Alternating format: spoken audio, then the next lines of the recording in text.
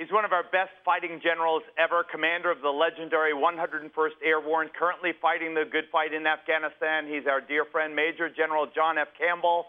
He joins us from his headquarters at Bagram Air Base outside Kabul, the capital.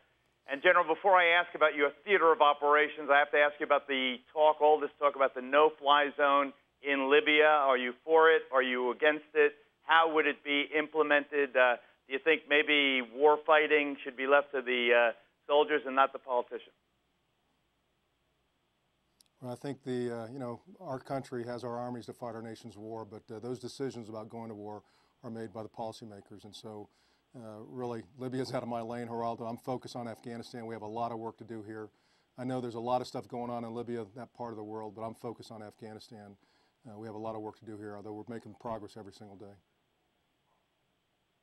Before I ask you about the progress, you heard the Secretary of Defense, Mr. Gates, talking about Afghanistan and Iraq and saying that any commander or any president or any administration who thought of another land war in the Middle East or in Asia should have his head examined. Does that make the effort in Afghanistan seem like a mistake to you? No, absolutely not. And Secretary Gates made that speech at West Point. I read the transcript, saw portions of it. It was actually a very great speech to the cadets there. And that portion of it, I think, may have been taken out of context. But as you know, our armies fight our nation's war, and if called to go to war, we would go to war. And I do think that what we're doing here in Afghanistan is very, very important. It's a noble mission. I think Secretary Gates would tell you that as well. This is a very important mission here. Our soldiers are doing great work. The Afghan people are getting a better life every single day here. Are we making progress? You mentioned progress. And if we are making progress, do you see an end to this bitter conflict now almost a decade old? Yeah, Geraldo, I think every single day I see progress. And, some days it's 2 steps forward, 1 step back. Some days it's very frustrating. But, if I stayed frustrated, I wouldn't be a leader. And so we look at it very, very hard. And we continue to see progress both on the security line of operation, the governance, and also the development. On the Afghan National Army, they continue to get better. We've added 11 units since we've been here. And each of those get rated as we continue to rate them in different metrics. They get better and better. Wherever we're combined with them, what we call combined action, 24/7, living with our counterparts, going out on patrols, out on operations, they continue to get better. Their leadership continues to get better, and that's very key. The higher level leadership, we're starting to build a non-commissioned officer corps with the Army, continues to get better. They're starting to do some independent operations in many areas. The planning ability of their corps headquarters, their brigade headquarters that we partner up with, that we mentor with, continue to get better. So I'm very pleased with the progress of the Afghan Army.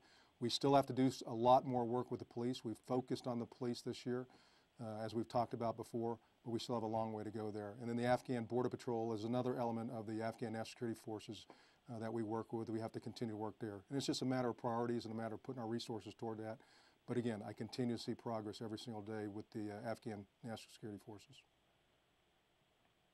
I read that you're repositioning some of your troops near the Pakistani border. Why now? Well, Geraldo, we've been looking at this for a long time. Ever since I got here last May, June timeframe, we've looked at realignment. And every commander that comes in the battle space continues to take a look at all of his COPs and FOBs. They took a look at force protection. They take a look at the task and purpose of why we're there or why we're not there. And we can do a couple things. We can add additional forces. We can transfer responsibility. We can come out totally. So we've been looking at a hard time at what we call N2KL, which is Nuristan, Nangarhar, Logman, and Kunar, that 4 province up in the northeastern portion of Regional Command East. I've been looking at realigning forces since we got here. And it's been an ongoing process, and we've been working with our Afghan counterparts in that.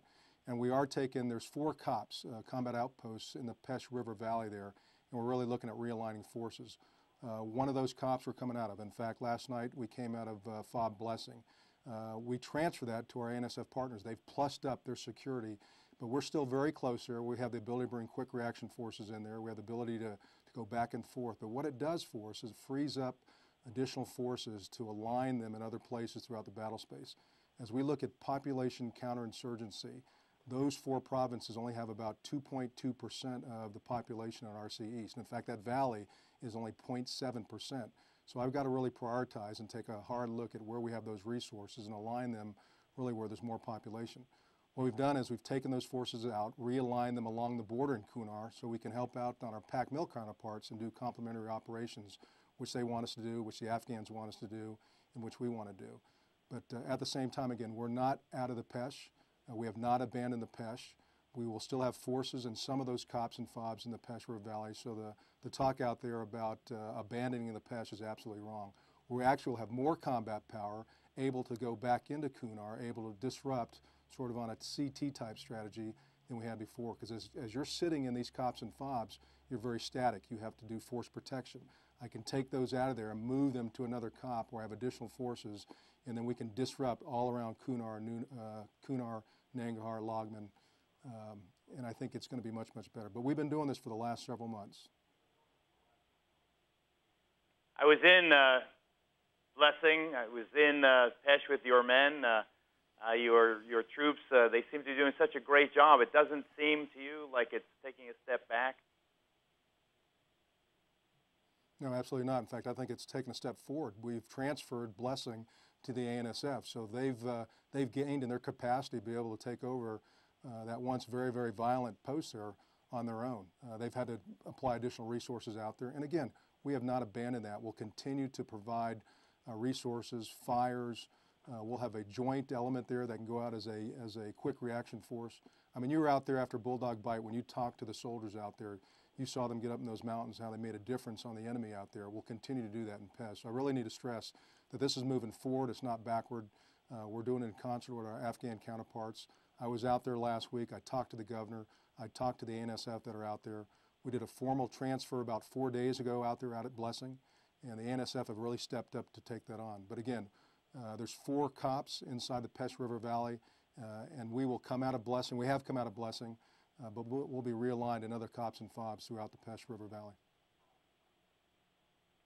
I'm sure you've heard that the United Nations has strongly condemned U.S. forces in Afghanistan after that accidental tragedy involving an airstrike that killed 9 Afghan youngsters. Are you, I mean, obviously we're all heartbroken over the civilian deaths, but don't you find it ironic and bitter that the United Nations is so quick to condemn our side when there are civilian casualties, and you scarcely ever hear them condemning the Taliban, who, as I understand it, are responsible for far more civilian deaths than we ever are? Well, Geraldo, you're absolutely right. 90% of the civilian casualties are caused by the insurgents. And we do not target women and children, innocent civilians. Today, 15 innocent women and children were killed.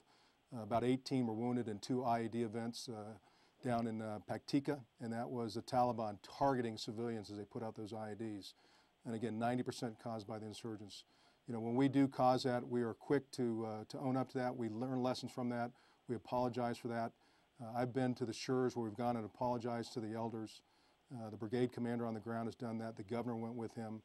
And as those accidents happen, we will continue to make sure that we're transparent. And we go out front and say, hey, we made a mistake here, and we're very, very sorry for it. And the loss of any life, a civilian life, innocent bystander, is absolutely tragic. Our hearts go out to the families there. But again, we do not target women and children, civilians. The Taliban do, and 90% of the civilian casualties are caused by the insurgents. And we don't do a good job, I think, across the board getting that message out.